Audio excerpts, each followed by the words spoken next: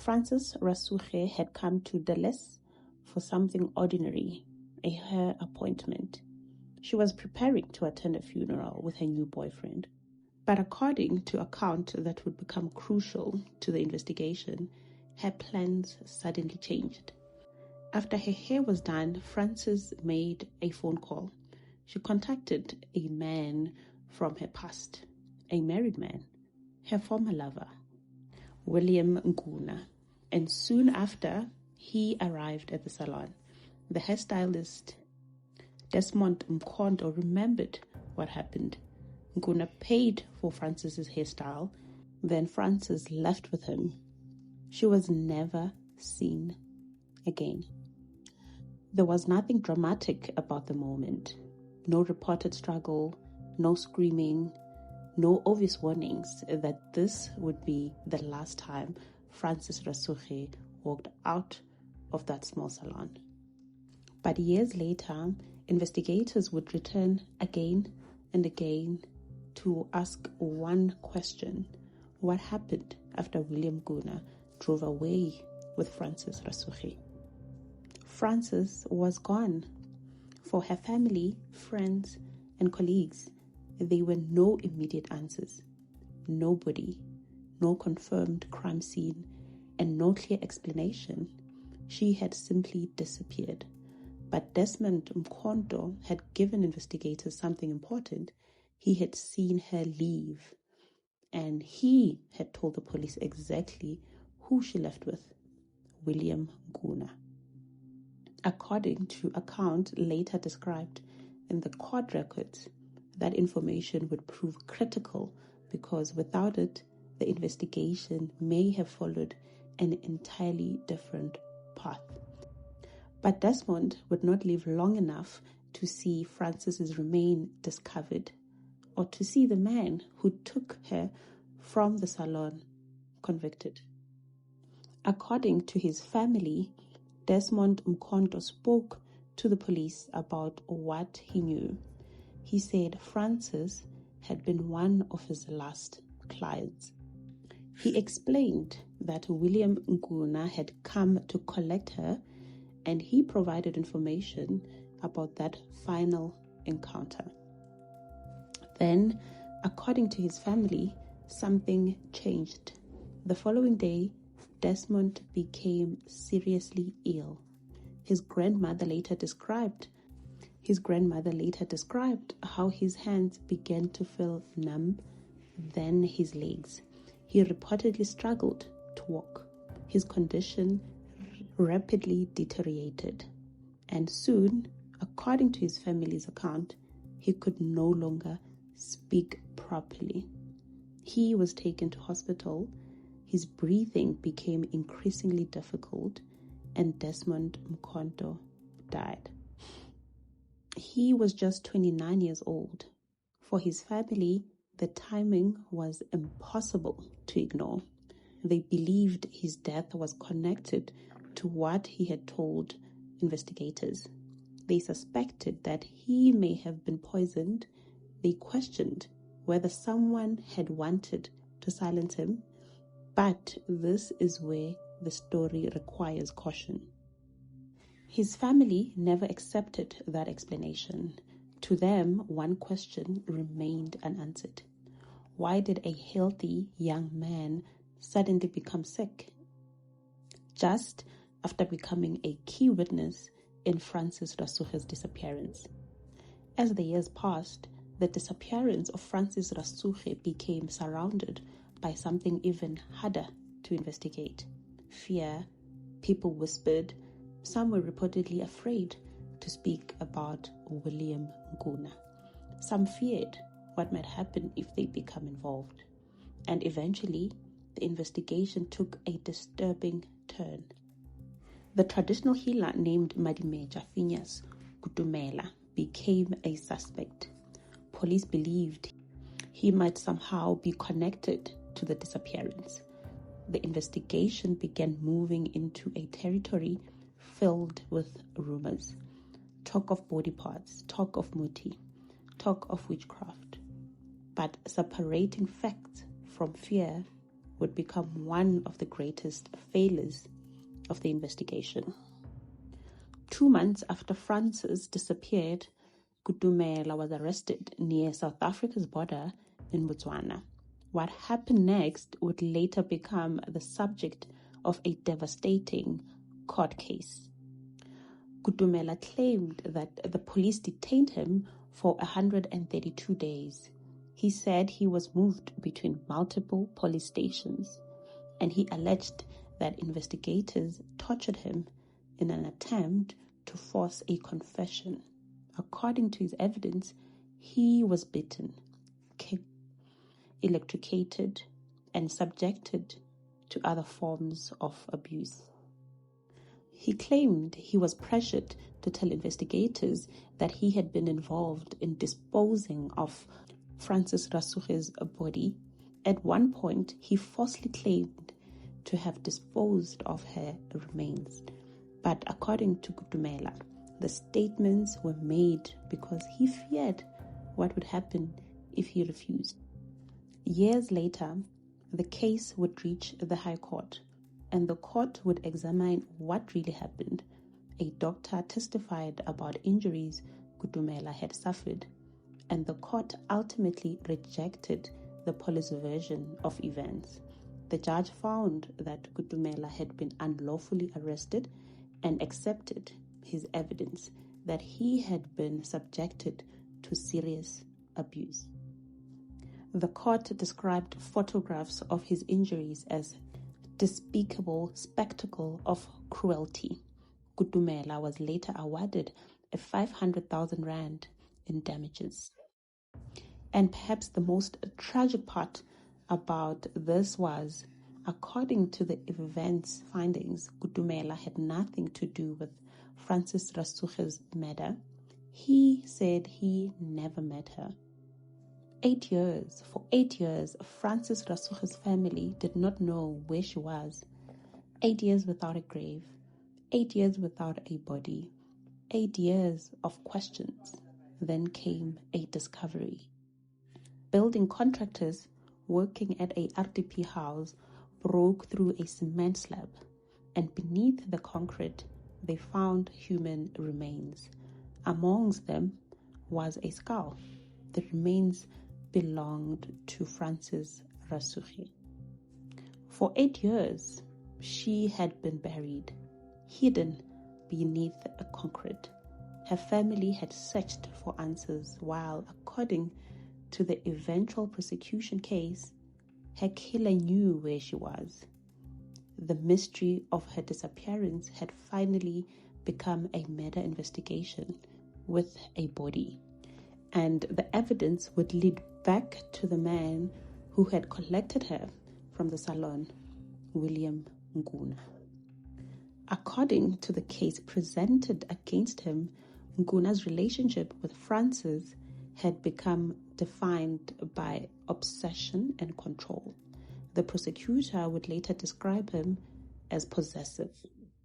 And the evidence presented in court painted a horrifying picture of what allegedly happened after Francis entered his vehicle. She never returned home. Instead, the court ultimately heard evidence that she was killed. Her body was concealed and buried at Nkuna's home. For years, the truth remained underground, literally, covered by concrete. Eventually, William Nkuna was prosecuted for Francisrasuge's murder. The case had taken years. The investigation had been marked by false leads, fear, a wrongful arrest, allegations of police torture that were later accepted by the High Court, and the death of the hairstylist who had provided one of the most important pieces of the information in the early investigation. But Francis' body had been found, and the evidence could finally be tested in court. Nkuna was convicted. For Francis' family, there was finally legal accountability for her murder, but justice could not return 8 lost years, and it could never answer every question surrounding the case. According to the prosecutor involved in the case, Nkuna was a feared man. Witnesses were reportedly afraid. Some people in the community spoke about him with apprehension, and when he was sentenced, the reaction was extraordinary. The prosecutor recalled people celebrating, cars stopping, horns sounding, and people dancing in the streets. For some residents, the conviction represented something much bigger than one criminal case. They believed a source of fear had finally been removed. But fear does not always disappear when a courtroom door closes, especially when a community has spent years living with unanswered questions. William Nkuna was convicted and sentenced in November 2005 to life imprisonment for the murder of a 27-year-old police constable, Francisrasuge. He was found guilty in the Mabopane Circuit Court, sitting in Garankuwa, of unlawfully and intentionally killing her, despite her body not being located at the time of the trial. He had sold his house while in prison, and the new owners were excited and wanted to renovate and remodel the house, and that's when the remains of Francisrasuge were discovered at his Hammanskraal timber home in 2012.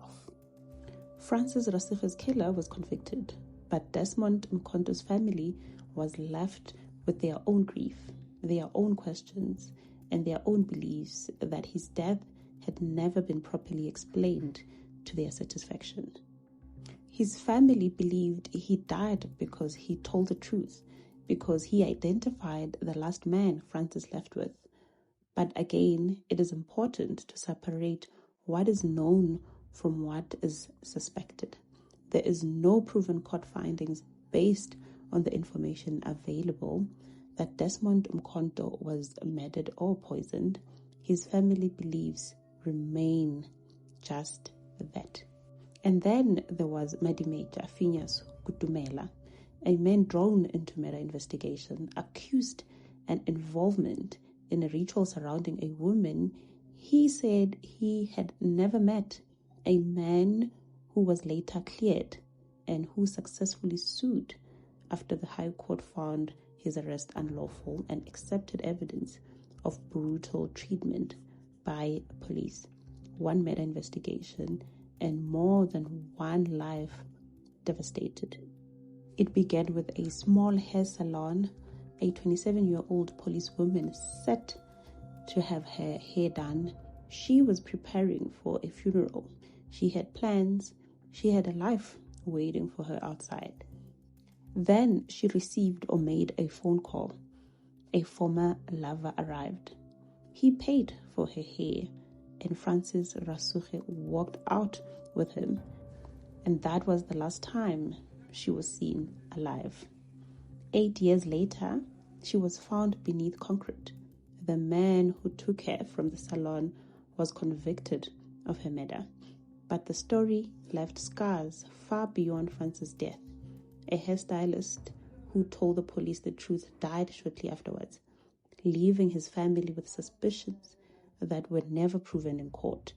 A traditional healer was wrongfully drawn into the investigation and later won damages after a high court condemned the treatment he received, and an entire community was left with memories of fear. Francisrasuge was not a rumor, not a legend, not a ghost story. She was a daughter, a policewoman, a woman with a future. And for 8 years, she was missing while her family searched for answers. Her body was hidden, but eventually the truth came out of the ground. Justice may have found her killer, but for some families connected to this case, the question never disappeared. They simply changed. What happened to Desmond Mkhonto? Why did the investigation go so catastrophically wrong for Madimeja Kutumela? And how many lives were permanently changed by the day Francisrasuge walked into a tiny salon and never came back home. Sometimes the darkest secrets aren't buried forever. Sometimes they wait underneath us until one day the ground gives them back. After spending 20 years of his life sentence, Nkuna became an eligible candidate for parole consideration. Rasuge's family strongly opposed this potential release, noting his lack of genuine remorse and the profound trauma inflicted by his initial refusal to reveal the location of her body. Victim offenders dialogue session took place between Nkuna and members of Rasuge's family, during which Nkuna recounted details of the killing, but the family maintained that he showed no mercy or accountability. Nkuna bolela nyadi botlhoko batho. O molele botlhoko a re gane ha o rapela o le morapedi. E mina gore ha ra rona go le godimo le re tshwarela yo a diretse molato jaaka o itshwara molato wena. But how can we forgive that? Motho o ileng gore o le bolaetse motho o ne le morata lona ka mo hae. O mo tshwarela bjang? Nkuna must go to hell. He must go to hell, seriously. Ngwana nna thusa mama. Ngwana she was a breadwinner at home. Ma she's just a pensioner now. She can't work for herself. So at least I don't think I'm high quality. Something else will change at home. So Nkuna re ka se mo tshwarele. Nyadi le ena khona no Moses ba ka June for Jan. What birthday?